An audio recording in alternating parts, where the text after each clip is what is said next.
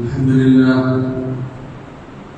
لله نحمده ونستعينه ونستغفره ونستهديه ونؤمن به ونتوكل عليه ونعوذ بالله من شرور أنفسنا ومن سيئات أعمالنا من يهده الله فلا مضل له ومن يضلله فلا هادي له وأشهد أن لا إله إلا الله وحده لا شريك له وأشهد أن محمدا عبده ورسوله أرسله بالهدى ودين الحق ليظهره على الدين كله ولو كره المشركون اللهم صل على محمد وعلى آل محمد كما صليت على إبراهيم وعلى آل إبراهيم اللهم بارك على محمد وعلى آل محمد كما باركت على إبراهيم وعلى آل إبراهيم إنك حميد مجيد أما بعد فإن أحسن الكلام كلام الله وخير السنن سنن محمد صلى الله عليه وسلم وشر الأمور محدثاتها وكل محدثة بدعة وكل بدعة ضلالة يا أيها الذين آمنوا اتقوا الله وقولوا قولا سديدا يصلح لكم أعمالكم ويغفر لكم ذنوبكم ومن يطع الله ورسوله فقد فاز فوزا عظيما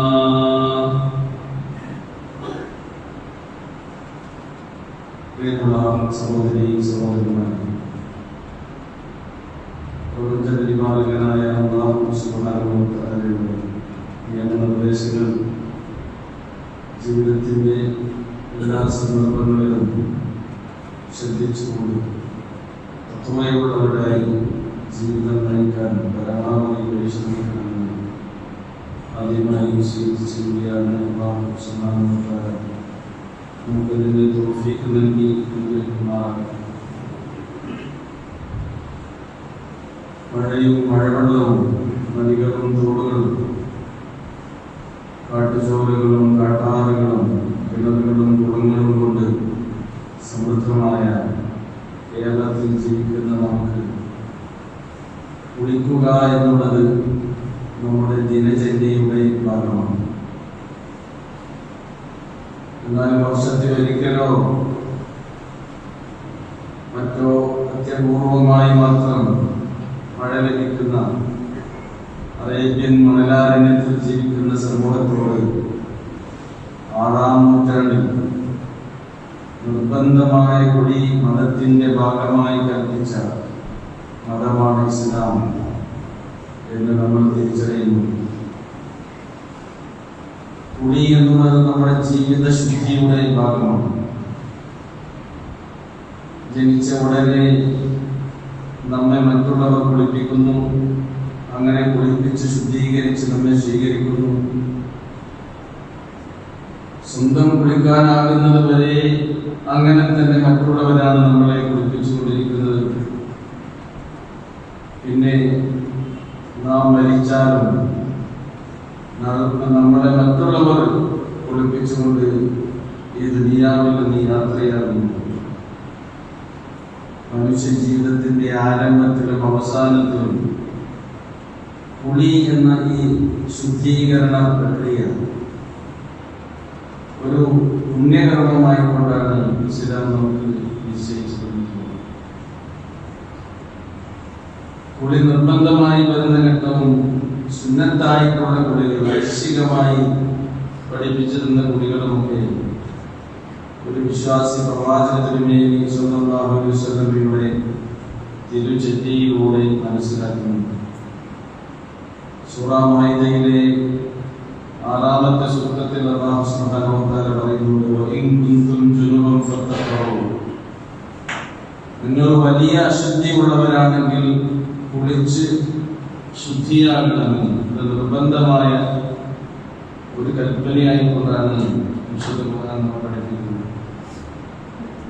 വലിയ അശുദ്ധിയിൽ നിന്ന് ശുദ്ധിയാകാനുള്ള കുടി എന്ന നിയത്തോടുകൂടി ശരീരത്തിന്റെ എല്ലാ ഭാഗങ്ങളിലും വെള്ളമൊഴിച്ച് കഴുകിയാൽ ആ കുടിയായിരിക്കും. എന്നാലോ പ്രവാചകൻ തിരുമേനി സ്വല്ലല്ലാഹു അലൈഹി വസല്ലം എങ്ങനെയായിരുന്നു കുളിച്ചിരുന്നത് എന്ന് മഹദി ആയിഷ റളിയല്ലാഹു അൻഹ നമുക്ക് കൃത്യമായി വിശദീകരിച്ചു തരുന്നു. നബി സല്ലല്ലാഹു അലൈഹി വസല്ലം നബി സല്ലല്ലാഹു അലൈഹി വസല്ലം കാന ഇദാ ഇഗ്തസല മിനൽ ജനാബ യബ്ദഉ ഫയഗ്സിൽ യദൈഹി. വലിയ ശുദ്ധിയിൽ നിന്ന് ശുദ്ധിയാകാൻ വേണ്ടി പ്രവാചകൻ തിരുമേനി സ്വല്ലല്ലാഹു അലൈഹി വസല്ലം കുളിക്കുമ്പോൾ കുളി ആരംഭിച്ചിരുന്നത് ആദ്യം അവിടുത്തെ രണ്ട് കൈകളും വൃത്തിയായി കഴിയും. പിന്നീട് പ്രവാചകൻ തിരുമേനി സ്വല്ലല്ലാഹു അലൈഹി വസല്ലം വലത് കൈ കൊണ്ട് വെള്ളമൊഴിച്ച് ഇടത് കൈ കൊണ്ട് തന്റെ ഗുഹ്യസ്ഥാനങ്ങളെല്ലാം ശരിക്ക് വൃത്തിയായി കഴിയും. പിന്നീട് അവിടുന്ന് നമസ്കാരത്തിന് വുളു ചെയ്യുന്നത് പോലെ വുളു ചെയ്യും. ആ വുളുവിന്റെ അവസാനത്തെ കാല് കഴുകുന്ന കാര്യം മാത്രം പ്രവാചകൻ തിരുമേനി സ്വല്ലല്ലാഹു അലൈഹി വസല്ലം കുളിയുടെ അവസാനത്തേക്ക് ബന്ധിപ്പിച്ചു. പിന്നീട് ثم يأخذ الماء ويدخل في أصول الشعر. പ്രവാചകൻ വെള്ളമെടുത്ത് തന്റെ തലമുടിയുടെ കടക്കൽ വിരലുകൾ കടത്തിക്കൊണ്ട് എല്ലായിടത്തും വെള്ളം എത്തുന്ന പോലെ തലമുടി മുഴുവൻ പ്രവാചകൻ തിരുമേനി സ്വല്ലല്ലാഹു അലൈഹി വസല്ലം അതുകൊണ്ട് കഴുകും. പിന്നീട് പ്രവാചകൻ തിരുമേനി സ്വല്ലല്ലാഹു അലൈഹി വസല്ലം രണ്ട് കൈ കൊണ്ട് 3 കോരൽ വെള്ളം തന്റെ തലയിലൂടെ ഒഴിക്കും. തുടർന്ന് ശരീരത്തിന്റെ എല്ലാ ഭാഗത്തും വെള്ളം എത്തിക്കുന്ന വിധത്തിൽ അവിടുന്ന് വെള്ളമൊഴിക്കും. കുളിയുടെ അവസാനമായി പ്രവാചകൻ തിരുമേനി സ്വല്ലല്ലാഹു അലൈഹി വസല്ലം കുളിക്കാൻ നിന്ന സ്ഥലത്ത് നിന്ന് അല്പം മാറി നിന്നുകൊണ്ട് അവിടുത്തെ രണ്ട് കാലുകളും കഴുകും. ഇതായിരുന്നു പ്രവാചകൻ തിരുമേനി സ്വല്ലല്ലാഹു അലൈഹി വസല്ലമയുടെ കുളി എന്ന് മഹദി പ്രിയപ്പെട്ട ആയിഷ റളിയല്ലാഹു അൻഹ നമുക്ക് വിശദീകരിച്ചു തരുന്നു. മാത്രവുമല്ല, ഇങ്ങനെ കുളിച്ചു കഴിഞ്ഞാൽ പിന്നെ റസൂലുള്ള നമസ്കരിക്കാൻ വേണ്ടി വുളു ചെയ്തിരുന്നില്ല. കാരണം ആ കുളിയിൽ തന്നെ ഒരു വുളു ഉൾക്കൊണ്ടിട്ടുണ്ട്. കാരണം റസൂലുള്ളാഹി സ്വല്ലല്ലാഹു അലൈഹി വസല്ലം ലാ യതവല്ലഉ ബഅദൽ ഗുസ്ൽ. ഇങ്ങനെ പ്രവാചകൻ തിരുമേനി സ്വല്ലല്ലാഹു അലൈഹി വസല്ലം കുളിക്കുകയാണെങ്കിൽ പിന്നെ അതിനുശേഷം വുളു ചെയ്യാറുണ്ടായിരുന്നില്ല എന്നാണ്. ഇത് നിർബന്ധമായ കുളിയാണെങ്കിൽ ആ നിയത്തോടു കൂടി നമ്മൾ കുളിക്കുക. അല്ലാതെ നമ്മൾ സാധാരണ കുളിക്കുന്ന കുളിയിൽ ഇങ്ങനെ കുളിക്കുന്നതാണ് നല്ലത്. കാരണം പ്രവാചകൻ തിരുമേനി സ്വല്ലല്ലാഹു അലൈഹി വസല്ലമയുടെ കുളിയുടെ രീതിയാണിത്. അങ്ങനെ വരികയാണെങ്കിൽ അവസാനം കാല് കഴുകുന്നതോടുകൂടി നമ്മൾ മുത്തവദ്ദികളായി വുളു ഉള്ള ആളുകൾ കൂടിയായി തീർന്നു എന്നുള്ളത്. ഇനി നോക്കൂ, പ്രവാചകൻ തിരുമേനി സ്വല്ലല്ലാഹു അലൈഹി വസല്ലം വലിയ അശുദ്ധിയിൽ നിന്ന് ശുദ്ധിയാകുമ്പോൾ കുളിച്ചിരുന്നത് ഒറ്റയ്ക്കല്ല, തന്റെ സഹധർമ്മിണിയോടൊത്തായിരുന്നു. മഹദി ആയിഷ റളിയല്ലാഹു അൻഹ തന്നെ പറയുന്നുണ്ട്, കുന്തു അഗ്സിലു അന വന്നബി സ്വല്ലല്ലാഹു അലൈഹി വസല്ലം മിൻ ഇനാഇൻ വാഹിദ മിൻ ജനാബ. വലിയ അശുദ്ധിയുള്ള കുളി കുളിക്കുമ്പോൾ ഞാനും പ്രവാചകൻ തിരുമേനി സ്വല്ലല്ലാഹു അലൈഹി വസല്ലമയും ഒരു പാത്രത്തിൽ നിന്നായിരുന്നു കുളിച്ചിരുന്നത് എന്ന്. അപ്പോൾ ശരിക്കും ഭാര്യാഭർത്താക്കന്മാർ ഒരുമിച്ചാണ് ഈ വലിയ അശുദ്ധിയിൽ നിന്ന് ശുദ്ധിയാകാനുള്ള കുളി കുളിക്കേണ്ടത് എന്നാണ് പ്രവാചകൻ തിരുമേനി സ്വല്ലല്ലാഹു അലൈഹി വസല്ലമയുടെ ജീവിതചര്യയിലൂടെ നമുക്ക് മനസ്സിലാക്കാൻ കഴിയും. ഹക്കീം റളിയല്ലാഹു അൻഹുവിൽ നിന്ന് നബിഹി അദ്ദേഹത്തിന്റെ പിതാവിൽ നിന്ന് ഉദ്ധരിക്കുന്നുണ്ട്, അങ്ങനെ കുളിക്കുമ്പോൾ നഗ്നത കാണുകയില്ലേ എന്നൊക്കെയുള്ള സംശയത്തിന് നിവാരണമായി അവർ പറയുന്നുണ്ട്, യാ റസൂലല്ലാഹ് ഔറാത്തുനാ മാ നഅതി മിൻഹാ വമാ നദർ.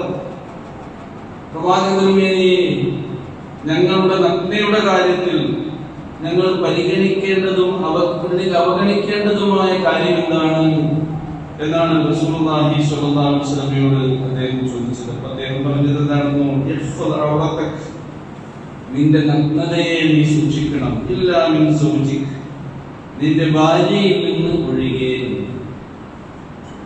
ഈ ഹദീസിന്റെ അടിസ്ഥാനത്തിൽ ഇമാം ഇബ്നു ഹജർ റഹിമഹുല്ലാഹ് ഫത്ഹുൽ ബാരിയിൽ അതിന്റെ വിശദീകരണമായി കൊണ്ട് പറയുന്നുണ്ട്, وهو نص في جواز نظر الرجل إلى عورة امرأته وعكسه. ഒരു വ്യക്തിക്ക് തന്റെ ഭാര്യയുടെ നഗ്നതയിലേക്ക് നോക്കാം എന്നുള്ളതിനും ഭാര്യയ്ക്ക് ഭർത്താവിന്റെ നഗ്നതയിലേക്ക് നോക്കാം, അത് അനുവദനീയമാണ് എന്നുള്ളതിനുമുള്ള ഒരു തെളിവാണ് ഈ ഹദീസ് എന്നാണ്, പ്രവാചകൻ തിരുമേനി സ്വല്ലല്ലാഹു അലൈഹി വസല്ലമയുടെ ഈ പ്രസ്താവന എന്നാണ് അദ്ദേഹം വിശദീകരിച്ചിട്ടുള്ളത്. ഇനി നമുക്കറിയാം, വലിയ ശുദ്ധി എന്ന് പറഞ്ഞാൽ വലിയൊരു ആചാരമാണ്, അല്ലെങ്കിൽ അതൊരു ചടങ്ങാണ്, വലിയൊരു സംഭവമാണ് എന്ന നിലയ്ക്ക് സാധാരണ കുളിയിൽ നിന്നും വ്യത്യസ്തമായി അതിന് അധികം സമയം ചെലവഴിക്കുകയും അധികം വെള്ളം ഉപയോഗിക്കുകയും ചെയ്യുന്നൊരു നടപ്പ് ശരിക്കും നമുക്കൊക്കെ ഇടയിലുണ്ട്. പ്രവാചകൻ സ്വല്ലല്ലാഹു അലൈഹി വസല്ലമയുടെ ചര്യയിൽ ഈ കാര്യം പരിശോധിച്ചാൽ റസൂലുള്ളാഹി സ്വല്ലല്ലാഹു അലൈഹി വസല്ലം വളരെ കുറച്ച് വെള്ളം കൊണ്ട് തന്നെയായിരുന്നു വലിയ ശുദ്ധിയിൽ നിന്ന് ശുദ്ധിയാകാനുള്ള കുളിയാണെങ്കിലും സാധാരണ കുളിയാണെങ്കിലും കുളിച്ചിരുന്നത് എന്ന്. മാത്രവുമല്ല, പ്രവാചകൻ സ്വല്ലല്ലാഹു അലൈഹി വസല്ലം പറയുന്നുണ്ട്, സയകൂനു ഫീ ഉമ്മത്തി ഖൗമുൻ യഅ്തദൂന ഫി ദുഹൂർ. ശുദ്ധീകരണത്തിന്റെ കാര്യത്തിൽ അതിര് കവിയുന്ന ഒരു വിഭാഗം എന്റെ ഉമ്മത്തിൽ ഉണ്ടായിത്തീരുമെന്നാണ്.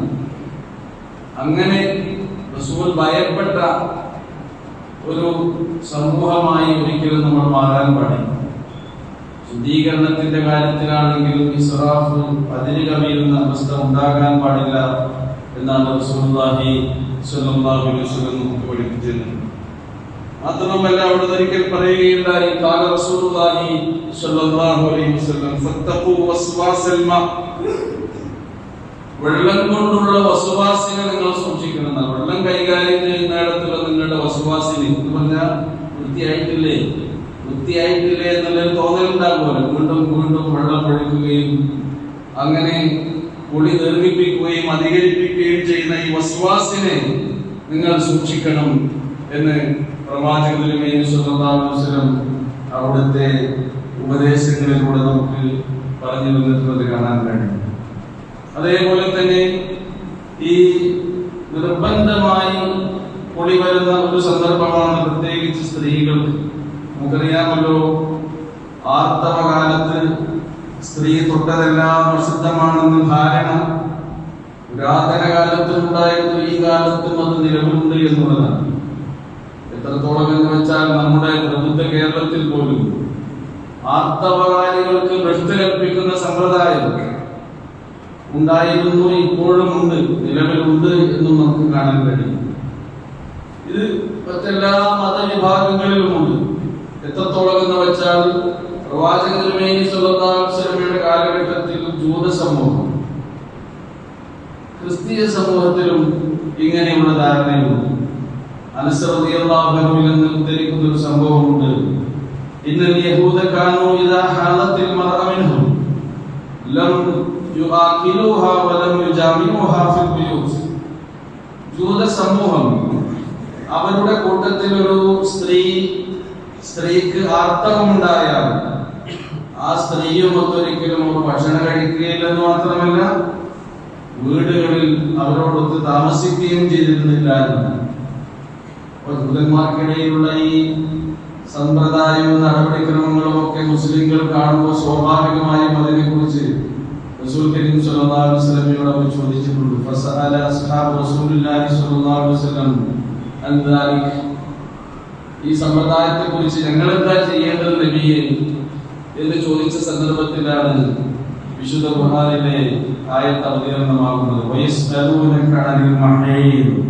നബിയെ, ആർത്തവത്തെ പറ്റി അവർ താങ്കളോട് ചോദിക്കുന്നു. ഖുൽ ഹുവ അദാ. അവർക്ക് നിങ്ങൾ പറഞ്ഞു കൊടുക്കുക, അതൊരു മാലിന്യമാകുന്നു. ഫഅ്തസിലു നിസാഅ ഫിൽ മഹീദ്. ആർത്തവഘട്ടത്തിൽ നിങ്ങൾ സ്ത്രീകളിൽ നിന്ന് അകന്നു നിൽക്കണം. വലാ തഖറബൂഹുന്ന ഹത്താ യത്ഹുർന.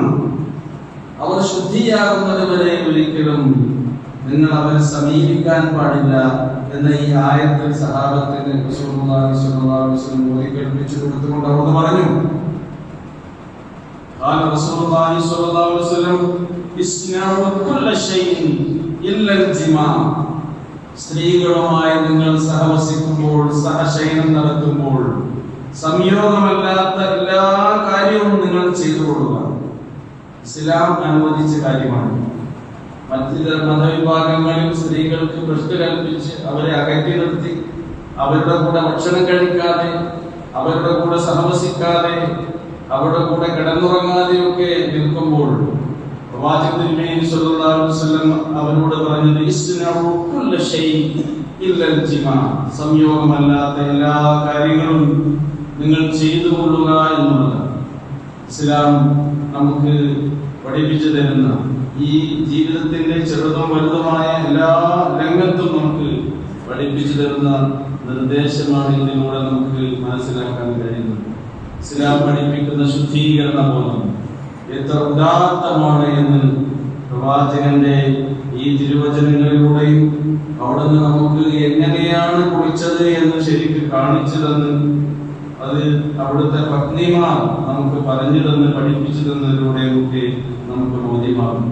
ഇത്തരം കാര്യങ്ങൾ വരെ പ്രവാചകൻ സല്ലല്ലാഹു അലൈഹി വസല്ലം അവിടുത്തെ മിമ്പറുകളിൽ നിന്ന് തന്റെ അനുചരന്മാരെ ഉണർത്തുകയും ഉത്ബോധിപ്പിക്കുകയും ചെയ്തിരുന്നു എന്നും പ്രവാചക ചരിത്രത്തിലൂടെ നമുക്ക് മനസ്സിലാക്കാൻ കഴിയും. അല്ലാഹു സുബ്ഹാനഹു വ തആല അവൻ നമുക്ക് പഠിപ്പിച്ചു തരുന്ന ചെറുതും വലുതുമായ എല്ലാ കാര്യങ്ങളും ജീവിതത്തിൽ പകർത്തി ബാഹ്യവും ആന്തരികവുമായ വിശുദ്ധി നേടുന്ന, അങ്ങനെ അല്ലാഹുവിന്റെ ഇഷ്ടദാസന്മാരായി കഴിയുന്ന സൗഭാഗ്യവാന്മാരെ നമ്മെ എല്ലാവരെയും ഉൾപ്പെടുത്തി അനുഗ്രഹിക്കുമാറാകട്ടെ.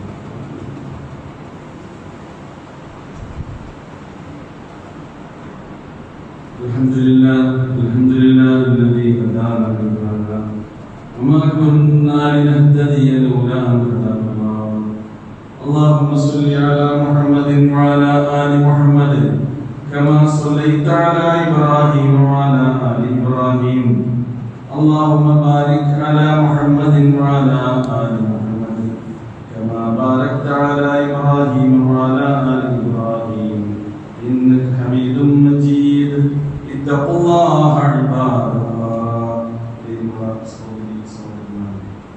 അള്ളാഹുവിന്റെ വിധിവിലക്കുകളും നിയമനിർദ്ദേശങ്ങളും ജീവിതത്തിന്റെ എല്ലാ സന്ദർഭങ്ങളിലും ഓർത്തുകൊണ്ട് അടുക്കും ചിട്ടയും പിടിപ്പും വൃത്തിയുമുള്ള ജീവിതം നയിക്കാൻ പരമാവധി പരിശ്രമിക്കണമെന്ന് ഓടിക്കൊണ്ടിരിക്കുകയാണ്. റഹ്മാനായ റബ്ബിൽ നമുക്ക് തൗഫീഖ് നൽകി കൊണ്ടിരിക്കുന്നതാണ്.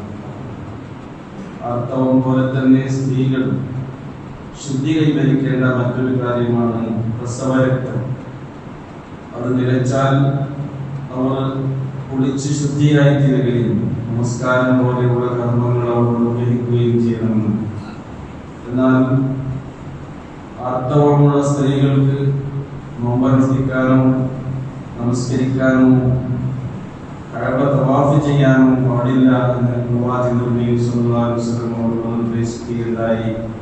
അവർ ശുദ്ധിയാകുന്നതുകൊണ്ട് ഇനി അവർ കുളിക്കുകയാണെങ്കിലും അവരുടെ കാര്യത്തിലും പ്രവാചകൻ സല്ലല്ലാഹു അലൈഹി വസല്ലം നൽകിയ നിർദ്ദേശങ്ങളുണ്ട്. സ്ത്രീകളുമായി ബന്ധപ്പെട്ട കാര്യങ്ങളെല്ലാം സഹാബ വനിതകളിൽ നിന്നാണ് ഈ വിശദമായി റിപ്പോർട്ട് ചെയ്തിട്ടുള്ളത്. ഉമ്മു സലമ റളിയല്ലാഹു അൻഹ അവിടുത്തെ കുളിയെക്കുറിച്ച് പ്രവാചകൻ സല്ലല്ലാഹു അലൈഹി വസല്ലമയോട് ഇങ്ങനെ സംശയം ചോദിച്ചുകൊണ്ട് റസൂൽ അതിന് മറുപടി പറയുന്ന കാര്യം ഇമാം മുസ്ലിം റഹിമഹുല്ലാഹ് തന്റെ സഹീഹിൽ ഉദ്ധരിക്കുന്നു. അവർ പറയുന്നു, ഉമ്മു സലമ റളിയല്ലാഹു അൻഹ റസൂലിനോട് ഞാൻ ചോദിച്ചു, റസൂലേ, ഇന്നി ഇംറഅത്തുൻ അശദ്ദു വദ്റ റഅസി, ഞാൻ തലമുടി മടച്ചു വെക്കുന്ന ഒരു സ്ത്രീയാണ്. അതുകൊണ്ട് വലിയ അശുദ്ധിയിൽ നിന്ന് ശുദ്ധിയാകാൻ ഞാൻ കുളിക്കുമ്പോൾ അത് അഴിച്ചിടേണ്ടതുണ്ടോ എന്നായിരുന്നു മഹദിയുടെ സംശയം. അത് ചോദിച്ചപ്പോൾ റസൂലുള്ളാഹി സ്വല്ലല്ലാഹു അലൈഹി വസല്ലം പറഞ്ഞു, ഇവിടെ നീ അങ്ങനെ ചെയ്യണ്ട. ഇന്നമായി കുഫീകി അൻ തഹശി അലാ റഅസിക സലാത്ത ഹസയാത്തിൻ, നീ കുളിക്കുമ്പോൾ നിന്റെ തലയിലൂടെ 3 കോരൽ വെള്ളം ഒഴിച്ചാൽ തന്നെ നിനക്ക് മതിയാകുന്നതാണ് എന്ന് പ്രവാചകൻ സല്ലല്ലാഹു അലൈഹി വസല്ലം അവരോട് പറഞ്ഞു. ഉബൈദ് റളിയല്ലാഹു അൻഹുവിൽ നിന്ന് ഉദ്ധരിക്കുന്ന ഒരു സംഭവം, അദ്ദേഹം പറഞ്ഞ കാര്യം ആയിഷ റളിയല്ലാഹു അൻഹയുടെ അരികിലെത്തി. അന്ന Ubaid bin Abdullah bin Amr, അദ്ദേഹം കൽപ്പിച്ചതെന്താണെന്നോ, യഖ്മുറു നിസാ ഇദാ മുത്തസൽന അയ്യൻഖദ്ന റൂസഹുന്ന, സ്ത്രീകൾ കുളിക്കുമ്പോൾ അവരുടെ തലമുടിയുടെ മടച്ചിലൊക്കെ അഴിച്ചിടണമെന്നാണ് അദ്ദേഹം കൽപ്പിച്ചത്. ഈ വിവരം ആയിഷ റളിയല്ലാഹു അൻഹ കിട്ടിയപ്പോൾ ആയിഷ റളിയല്ലാഹു അൻഹ പറയുകയാണ്, ഫഖാലത് യാ അജബൻ ഇബ്നു അംർ, ഇബ്നു അംറിന്റെ കാര്യം എത്ര അതിശയകരമാകുന്നു, അത്ഭുതകരമാകുന്നു. വഹുവ യഅ്മുറു നിസാ, അദ്ദേഹം സ്ത്രീകളോട് കൽപ്പിക്കുന്നു, ഇദാ മുത്തസൽന അയ്യൻഖദ്ന റൂസഹുന്ന, അവർ കുളിക്കുകയാണെങ്കിൽ തലമുടിക്കെട്ടൊക്കെ അഴിച്ചിടണമെന്നാണല്ലോ കൽപ്പിക്കുന്നത്. അവയഉമുറുഹുന്ന അയ്യഹ്ലിഖ്ന, സ്ത്രീകളോട് ഇനി തല മുണ്ടനം ചെയ്യണമെന്ന് അദ്ദേഹം എങ്ങാനും കൽപ്പിച്ചേക്കുമോ എന്നാണ് ആയിഷ റളിയല്ലാഹു അൻഹ ഈ പ്രസ്താവന കേട്ടപ്പോൾ പ്രതികരിച്ചത്. മാത്രമല്ല, പ്രവാചക തിരുമേനി സ്വല്ലല്ലാഹു അലൈഹി വസല്ലമയുടെ കൂടെ കുളിച്ച കാര്യം ആ സന്ദർഭത്തിൽ ആയിഷ റളിയല്ലാഹു അൻഹ പറയുന്നുണ്ട്, ലഖദ് കുന്തു അഗ്തസിലു അനാ റസൂലുള്ളാഹി സ്വല്ലല്ലാഹു അലൈഹി വസല്ലം മിൻ ഇനാഇൻ വാഹിദ്, ഞാനും നബി തിരുമേനി സ്വല്ലല്ലാഹു അലൈഹി വസല്ലമയും ഒരൊറ്റ പാത്രത്തിൽ നിന്ന് ഒരുമിച്ച് കുളിച്ചിരുന്നു. ആ സന്ദർഭത്തിൽ വമാ അസീദു അൻ അഫ്റഗ അലാ റഅസി സലാസ ഇഫ്റാഗാത്തിൻ, ഞാൻ എൻ്റെ തലയിലൂടെ 3 കോലിൽ വെള്ളം ഒഴിച്ചു എന്നതിനേക്കാൾ യാതൊന്നും തന്നെ എൻ്റെ കുളിയുടെ സന്ദർഭത്തിൽ ഞാൻ അംഗീകരിച്ചില്ല. അതുകൊണ്ട് ഇങ്ങനെ ചെയ്താൽ മതി എന്നായിരുന്നു മഹദി ആയിഷ റളിയല്ലാഹു അൻഹ അവരോട് ഇതിന്റെ വിശദീകരണമായി പറഞ്ഞു. ഈ കാര്യങ്ങളൊക്കെ വിശദീകരിച്ചത് ഇസ്ലാം നമുക്ക് പഠിപ്പിച്ചു തരുന്ന ഓരോ കാര്യങ്ങളിലും നമ്മൾ ഫോളോ ചെയ്യേണ്ടത് ആരെങ്കിലും പറഞ്ഞ അഭിപ്രായങ്ങളോ ആരെങ്കിലും പ്രസ്താവിച്ച പ്രസ്താവനകളോ അല്ല, നേരെ മറിച്ച് നബി തിരുമേനി സ്വല്ലല്ലാഹു അലൈഹി വസല്ലം പ്രത്യേകിച്ച് അവിടുത്തെ സഹാബത്തും പത്നിമാരും ഒക്കെ നമുക്ക് കാണിച്ചു തന്ന മാതൃകയാണ്. അങ്ങനെ ദീനിന്റെ കാര്യങ്ങൾ കേൾക്കാനും അറിയാനും പഠിക്കാനും പകർത്താനും അങ്ങനെ അല്ലാഹുവിന്റെ ഇഷ്ടപ്പെട്ട ദാസന്മാരായി തീരാനും അവർ നമുക്ക് തൗഫീഖ് നൽകി അനുഗ്രഹിക്കുമാറാകട്ടെ. അല്ലാഹുവേ, ഞങ്ങളുടെ ജീവിതത്തിൽ അറിഞ്ഞും അറിയാതെയും പറ്റിപ്പോയിട്ടുള്ള തെറ്റുകൾ ഞങ്ങളോട് നീ പൊറുക്കണമേ. ഞങ്ങളുടെ കൂട്ടത്തിൽ മാനസികമായും ശാരീരികമായും സാമ്പത്തികമായും ഒക്കെ പലവിധ പ്രയാസങ്ങളും അനുഭവിക്കുന്ന ആളുകളുണ്ട്. ഞങ്ങൾക്കിടയിലെ രോഗികൾക്ക് നീ ശിഫയും ശമനവും നൽകണമേ. സാമ്പത്തിക ഞെരുക്കവും കടബാധ്യതവും ഒക്കെയുള്ള ഞങ്ങളുടെ സഹോദരങ്ങൾക്ക് അതിൽ നിന്ന് നീ രക്ഷയും മോചനവും സൗഖ്യവും സൗഭാഗ്യവും നൽകി അനുഗ്രഹിക്കണമേ. നിങ്ങളിൽ നിന്ന് മരണപ്പെട്ടു പോയ എല്ലാവർക്കും മഗ്ഫിറത്തും റഹ്മത്തും നൽകണമേ. നിങ്ങളുടെ ഇന്നങ്ങളിലൂടെ മക്കളിലൂടെ ഞങ്ങൾക്ക് നീ കൺകുളിർമ നൽകണമേ. ലോകത്തിന്റെ വിവിധ ഭാഗങ്ങളിൽ ഞങ്ങളുടെ രാജ്യത്തിന്റെ പല പ്രദേശങ്ങളിലും കഷ്ടപ്പാടും ബുദ്ധിമുട്ടും അനുഭവിക്കുന്ന ഞങ്ങളുടെ സഹോദരി സഹോദരങ്ങൾക്ക് അതിൽ നിന്ന് മോചനവും രക്ഷയും നൽകി അനുഗ്രഹിക്കണമേ. اللهم اغفر للمؤمنين والمؤمنات والمسلمين والمسلمات الأحياء منهم والأموات إنك مجيب الدعوات يا قاضي الحاجات. ربنا آتنا في الدنيا حسنة وفي الآخرة حسنة وقنا عذاب النار.